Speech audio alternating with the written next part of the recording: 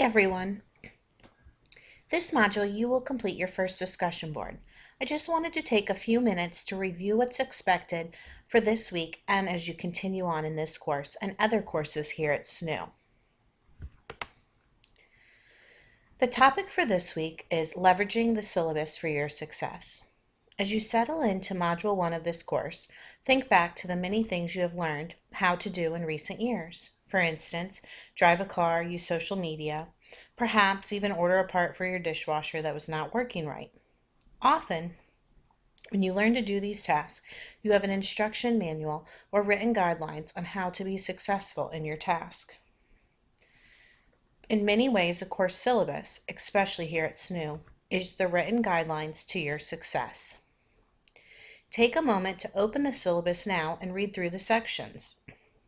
You can find the syllabus by clicking on the Course Information tab on the main left-hand menu.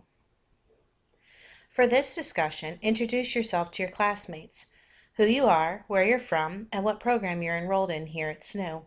In addition, explain which sections of the syllabus you think most of your classmates will be focusing on and why. Make one initial post, that's 1 to 2 paragraphs, and follow up with at least 2 of your classmates with a 1 to 2 paragraph response each.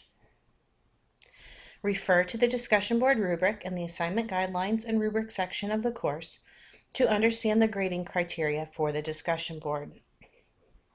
In addition, I like to ask that you be sure to share with us your nickname that you would like us to call you instead of the name showing up on Blackboard. For instance, I prefer to be called Professor Voidalak, and I like to share that with everyone.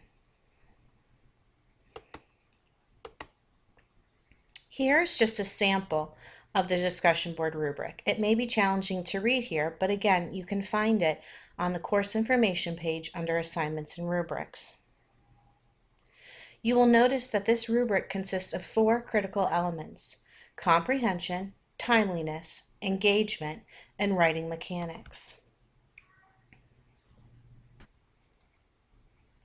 For comprehension, you will see that I'm looking for depth and being sure that you're responding to each aspect of the question.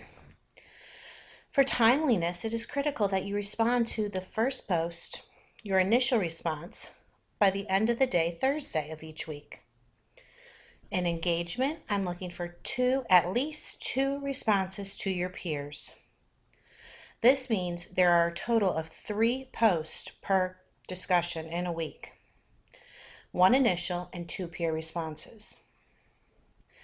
Lastly is writing mechanics.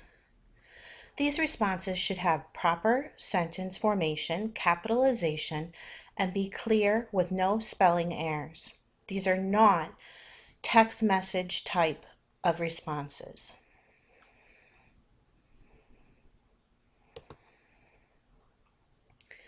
One of my tips is to provide lots of details. This is a start. Hello, class. My name is Bree Voidalak, and I live in New Bern, North Carolina. I have 3 children and 1 on the way. In my spare time, I like to watch TV. You will see in this example that I give you the same basic information, but I go into a lot more detail. I want to know if you have children, and if so, what are their names? I want to know where you live, what you like to do, nickname you may have, anything special or unique about you, anything that you want to share at all. I want to know. Having an online class can be challenging with getting to know each other, and this discussion shares one way to do that through this post. Tip 2, reread and spell check. I cannot stress enough.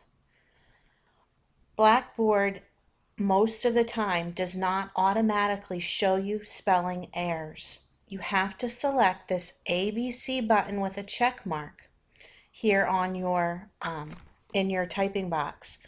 Once you do, you will then see where the errors show up. Now, please do not just accept all of the errors and correct them, because in this example, it's telling me that my last name is spelled wrong, when that is just not the case. but it is something that should become a habit for you. Once you are done writing any post at all, you should always click that ABC check button. I must tell you, I do it, and I probably have 1 to 3 errors in every post. This is not because I can't spell or am not smart, but simply because I make typing errors, and I would assume we all do the same. Tip 3. This is my favorite. Always add something new to your peer responses.